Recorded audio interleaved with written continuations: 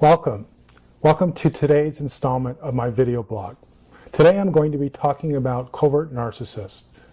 Of all the categories of narcissism, this is undoubtedly the most interesting one. These are the narcissists who are wolves hiding in sheep's clothing. Among all of the narcissistic categories, these are the most tricky and perhaps dangerous ones. They pretend to be lovers, givers. They pretend to be altruistic. They tend to be kind. These are the individuals that project a demeanor of patience and love. Often, they're psychotherapists, teachers, ministers, rabbis, politicians. They project to the outside world a loving, giving, kind, and patient demeanor. But really, in the inside, they're deeply selfish and narcissistic. They have all the qualities, all of the same qualities as the overt narcissist. They just know that if they should show them or they should display them, that would get in the way of achieving the power, recognition, and self-centered, selfishly driven success that they so deeply want for themselves. These covert narcissists are so able and adept at fooling us. The covert narcissist fools us because they know what we want and they're able to pretend to be that person. Because we believe in that projection, that exterior that they so perfectly show us. For example, a therapist, a minister, or a teacher can project to the whole world how kind and giving they are.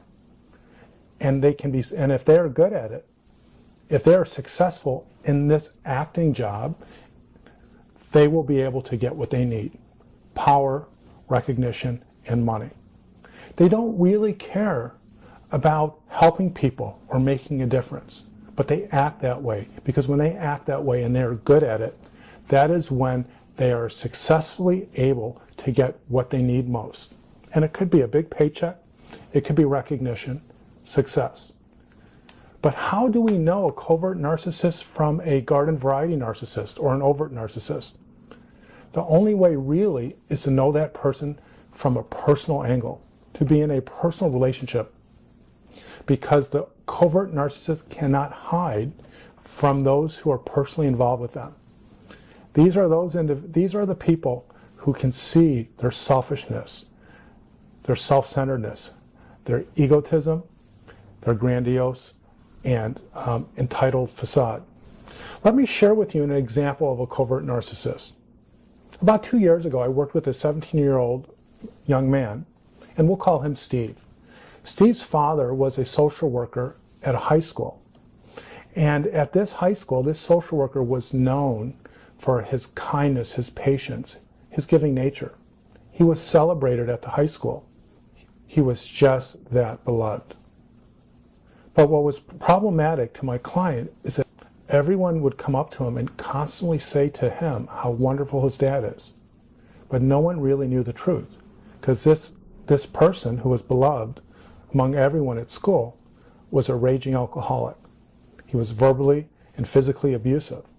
He would come home, he would immediately drink to the point of intoxication, and he would belittle this young man's mother. And he would scream, yell, and sometimes hit my client and his siblings. To the outside world, this man was wonderful. But where he could hide, where no one could see him except his family, he was a very mean, self-centered narcissist. Covert narcissists are like this. Whether they are famous TV spokespeople, whether they're in the media, whether they're our teachers, our therapists, they seem so perfect on the outside. But if you tune into them and you watch, you can tell the difference. But the covert narcissist is unable to unconditionally like and care for their friends, loved ones, children, and wives or husbands. Everything has a cost. Everything has strings attached. The covert narcissist will be so loving and kind, especially in the public eye, but when there's nothing to lose and no one is watching, their narcissism comes out. It can be very, very upsetting if you're in a relationship with a covert narcissist, because everyone, much like my client, will tell you how wonderful your partner is, but you know the truth, that behind this fake, likable, kind person, who sometimes acts as if he's a codependent, or she, is a narcissist, who's selfish, often mean, and is only about their own needs. So what do you do when you encounter a covert narcissist? This has actually happened to me a few times. Because if you confront the covert narcissist about their narcissism, about their facade, about their duplicity, they will get really angry. I promise you that. I recommend that if you're in a relationship with a covert narcissist, it's best to just cut your losses and move on. If you out them, if you uncover their true narcissistic tendencies, you are likely to be at risk. Personally, emotionally, financially. These are narcissists. Remember, when you cross them and you take away their livelihood, when you expose them, they will do anything they can to keep where they are professionally, personally, and financially, even if it's at the expense of a child and a spouse. So be warned that sometimes people who are kind and giving, altruistic, may be faking. Probably the best way to determine if someone is a covert narcissist is to confront them, is to give them constructive feedback. Because narcissists typically will get very angry and defensive when you suggest that they're doing something wrong or they've done something hurtful. In fact, sometimes they fly off the handle and get enraged and aggressive.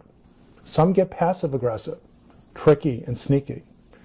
But if you are in a relationship with a covert narcissist who seems too good to be true, try this. Say, hey, I have to give you some feedback about something you're doing wrong, and I'm hoping that you can take care of that. And what will happen immediately is something will click in the covert narcissist. You'll see something in their eyes, in their facial expression, and you'll know you triggered what we call a narcissistic injury. The covert narcissist will get mad and angry. But because they're adept at hiding their true self, they will come up with a plan in how to hurt you, how to defend themselves, how to take away your credibility. Or they just might become offensive, aggressive, and try to control you by using manipulative strategies and psychological techniques to make you believe that you are wrong in your judgment and that you should apologize for your negative feedback. Again, I want to remind you, covert narcissists are that tricky. Well, I hope this video blog was helpful, and I look forward to many other video blogs in the future. Stay tuned, and I'll talk to you soon. Bye-bye.